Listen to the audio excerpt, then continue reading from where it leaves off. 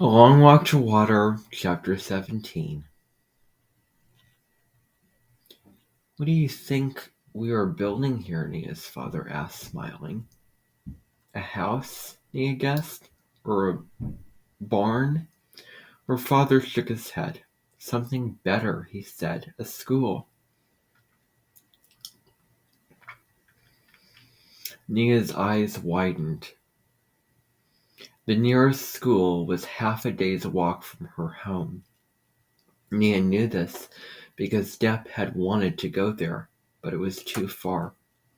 A school? She echoed. Yes, he replied. With the well here, no one will have to go to the pond anymore. So all the children will be able to go to school. Nia stared at her father.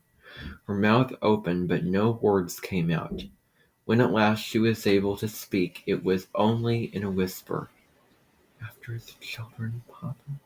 All the children, Papa? The girls, too? Her father's smile grew broader.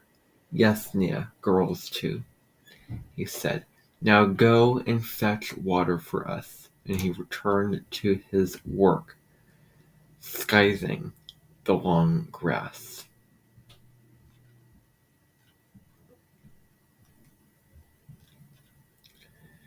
Nia went back and picked up the plastic can. She felt as if she were flying. School. She would learn to read and write. Sudan and Rochester, New York, 2003 to 2007. Salva stood at the foot of one of the beds in the crowded clinic. Hello, he said. Hello, the patient replied politely. I have come to visit you, Salva said. To visit me? The man frowned. But who are you? You are Maan Dat Arik, aren't you? Yes, that is my name. Salva smiled, his insides trembling. Even though his father looked older now, Salva had recognized him right away. But it was as if his eyes needed help from his ears. He needed to hear his father's words to believe he was real. I am your son. I am Salva. The man looked at Salva and shook his head. No, he said, it is not possible. Yes, Salva said. It's me. Father. It's me, Father. He moved to the side of the bed. Mayan, that reached out and touched the arm of his tall stranger beside him. Salva? He whispered. Can it really be you? Salva waited. Mayan, Dut, stared for a long moment. Then he cried out, Salva, my son, my son! His body shaking with sobs of joy. He reached up to hug Salva tightly. It had been almost 19 years since they had last seen each other. Mayan Dut sprinkled water on his son's head, the Dinka way of blessing someone who was lost and is found again. Everyone was sure you were dead, Mayan Dut said. The village wanted to kill a cow for you. That was how Salva's people mourned the death of a loved one. I will not let them, his father said. I never gave up hope that you were still alive somewhere. And my mother? Salva asked, barely daring to hope. His father smiled. She is back in the village. Salva wanted to laugh and cry at the same time. I must see her. But his father shook his head. There is still war near Lun Arik, my son. If you went there, both sides would try to force you to fight with them. You must not go. There was so much more to talk about. His father told Salva that his sisters were with his mother, but of his 3 brothers only Ring had survived the war. Arik, the oldest, and Kual, the youngest, were both dead. Little Kual, Salva closed his eyes for a few moments, trying to picture his brothers through a haze of time and grief. He learned more about his father's illness. Years of drinking contaminated water had left Mayan Dut's entire digestive system riddled with guinea worms. Sick and weak, he had walked almost 300 miles to come to this clinic and was barely alive by the time he finally arrived. Salva and his father had several days together, but all too soon. It was time for Salva to return to America.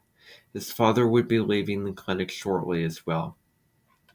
The surgery he had undergone had been successful, and he would soon be strong enough to make the long walk home. "I will come to the village," Salva promised, "as soon as it is safe.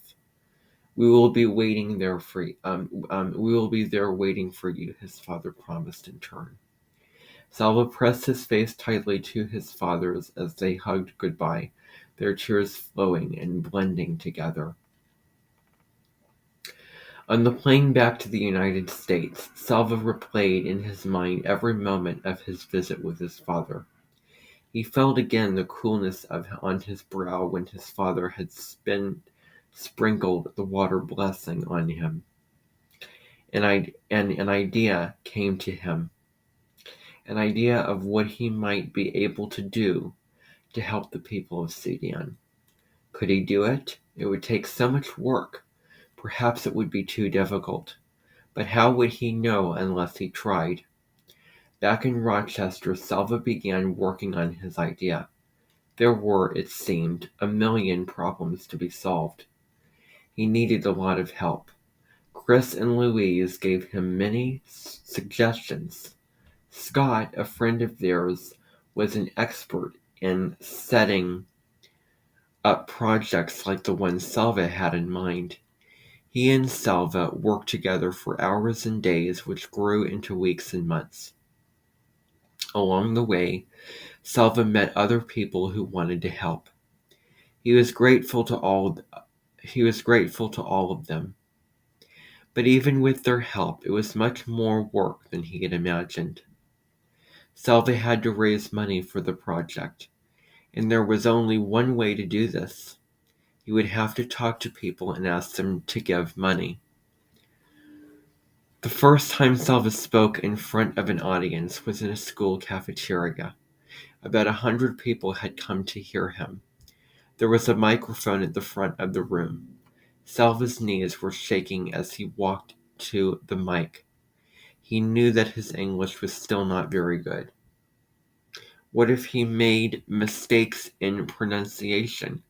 What if the audience couldn't understand him? But he had to do it. If he didn't talk about the project, no one would learn about it. No one would donate money, and he would never be able to make it work. Salva spoke into the microphone. Hello, he said. At that moment, something went wrong with the sound system. The speakers behind him let out a dreadful screech. Salva jumped and almost dropped the mic.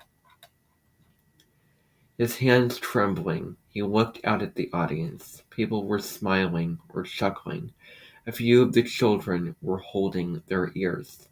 They all looked very friendly, and seeing the children made him remember. It was not the first time he had spoken in front of a large group of people.